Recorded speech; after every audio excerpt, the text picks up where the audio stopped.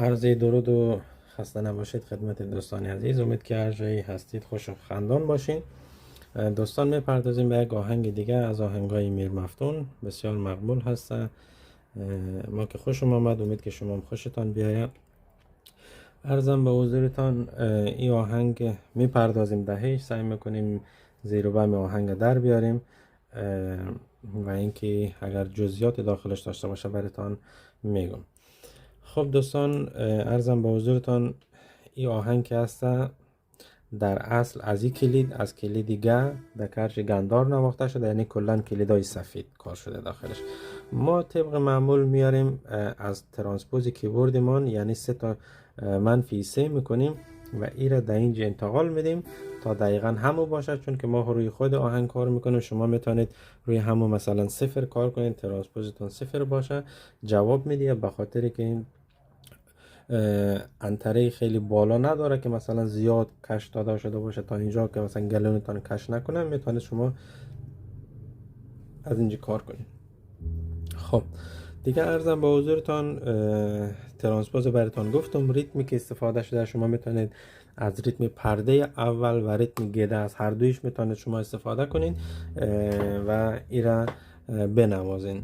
صداهایی که استفاده شده، ما خودم صدای تار استفاده کردم. شما میتونید صدای ارمونیه یا صدایی که مد نظرتان هست استفاده کنید و اینکه کار کنید.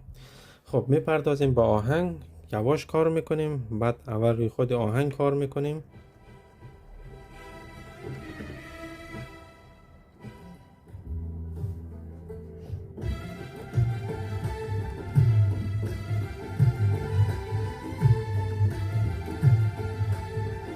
خب